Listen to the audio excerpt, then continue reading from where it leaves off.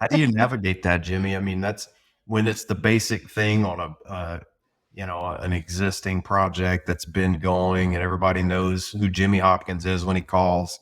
How do you navigate the challenges, right? When you get something back when you're like, wow, okay, this is not even marketable, right? My client can't operate under these terms. Like, how do you get people off of some of the more difficult things that if they're not informed or haven't done this before and they're just going off of what their attorney said, and maybe their attorney isn't qualified, right?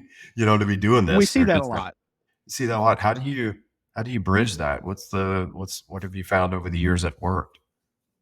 You just try to explain it to them in the easiest way possible. And sometimes that's actually printing up stuff off the internet, literally just going on the internet and printing rules and regulations to show them that what they're trying to accomplish with the lease form that their attorney is giving them, especially attorneys that are not versed in oil and gas, is that well, you're putting me in a real bad spot because you're trying to do something here that my client's not going to allow us to do. And the reason why Yeah, is because you're making this lease non-drillable, and yeah, here are these reasons why. And let me show you exactly, I can break it down each one for you, why that's not going to work, why it's not a drillable lease. But by the changing this few words here or there, or removing this sentence, that'll take that issue away. And we can all live with this agreement here, be happy with it. And if you're happy with it, we're happy with it. It's a good deal. And at the end of the day, that's usually what it's about, is putting together a deal that everybody's happy with. And, I hear people get mad, lessors get mad if, their neighbor down the road 6 months later gets paid more. And we're in these areas where we see these lessors, from time to time at Walmart or Brookshire's or wherever we're shopping. And you don't want those people being angry at you. So you really have to walk that line of, I want to make sure that you feel good about the deal you're signing, whether it's for 5 years or 10 years or 3 years. And hopefully it's for much longer than that because it's held by production, yeah. and you're getting those nice royalty checks and that mailbox money. That's what makes it worthwhile. And try to get back to, that's another thing that you're working through with those provisions that you're having to explain to them and so forth.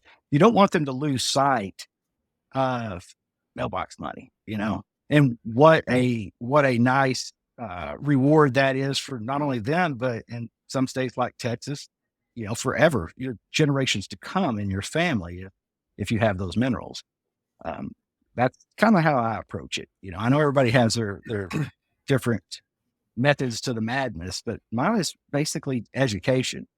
And whether Yeah. that's just going on Google and printing stuff out and taking it to them by hand, or emailing it to them, or trying to explain it to them over the phone, Or it's having a just a matter of memo from your spinning. client, a Right. good explanation. I've got stuff squirreled away of like great explanations of some circumstance, that would just really articulated the why. Okay, this is why I cannot give you a cost-free royalty on this, this Right. gas lease, right? On this oil and gas lease that's for a natural gas play. Like, this changes our economics, and this is what it takes to drill a productive and profitable oil and gas well.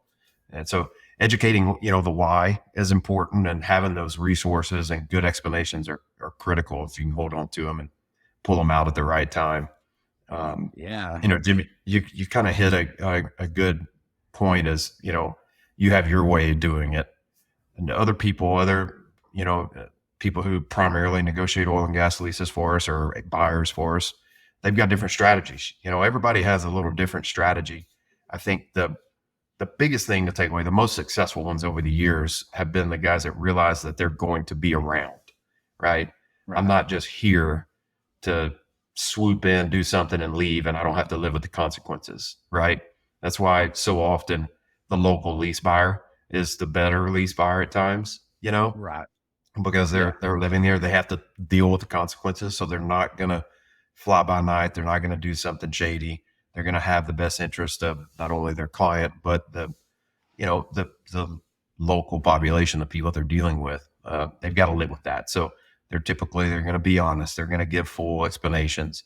And oftentimes people think that they have to hold back information. When you're negotiating a deal, you really don't. You want the person across the table from you to have trust. Um, Absolutely. and and if you can establish that trust, be open and honest, give them real answers. Why I can't give you $600 an acre is because you know the market is the market. It's supply and demand. I can't just randomly give you $600 an acre when I'm getting everybody else 300. Just the way it is. There's a corner lot costs more than something that's landlocked of 600 feet off the road. It's just the nature of Exactly. things. And why I can't give you a higher royalty? Well, because oil and gas wells have to be profitable, and these are the reasons. And this give them an explanation of that. And if you're honest with folks, you can go a long way. And frankly, especially when you get in these bigger projects, Jimmy, you've seen this time and time again, is um, establishing that rapport early on in your project is critical, because you're typically going to be dealing with the largest landowners first, right? Or mineral Absolutely. owners. And you can't screw that up. You want to cause yourself some problems, go piss off the bell cow, or the big guy, or the big guy, big girl. I mean, you can't live like that. And so, I mean, Jimmy, you've done it time and again. You've seen the importance of that, really establishing a rapport early on with the big G. Absolutely. Yeah, no, it's the most important thing probably. And once you do, and they're gone, you're not getting them back. You can switch buyers. You can try that route, and sometimes it works, but sometimes it doesn't. They're like, I'm not doing business with your company, or Yeah, your client ever again. And we've yeah. seen that happen, not to us necessarily, but other companies. And I mean, it happens. they lease to It us then. happens. You It know, I mean, does. you can't avoid it. And sometimes, people just rub other people the wrong way. You know, um, maybe they don't like bald folks. Whatever. Maybe their drunk uncle was bald and they just don't like you or whatever. But it's you are. I think one of the things that Jimmy's always been really good about, when we have maybe a younger landman or someone who we've got leasing for the first time, is really hitting home that more so than anything they've ever done prior to negotiating an agreement on behalf of their client, they are a representation of our client. Like they are connected forever with X company, right? They represent them. And I think you have to be aware of that and take it very seriously, you know, um, Yes. because it's you're the face, right? And you're the representation. You screw that up, it's not going to be good. You're going to send somebody else in to try to, do damage repair or damage control, and nobody wants to do that. We don't have time for that. Um, so Jimmy's always done a pretty good job with that.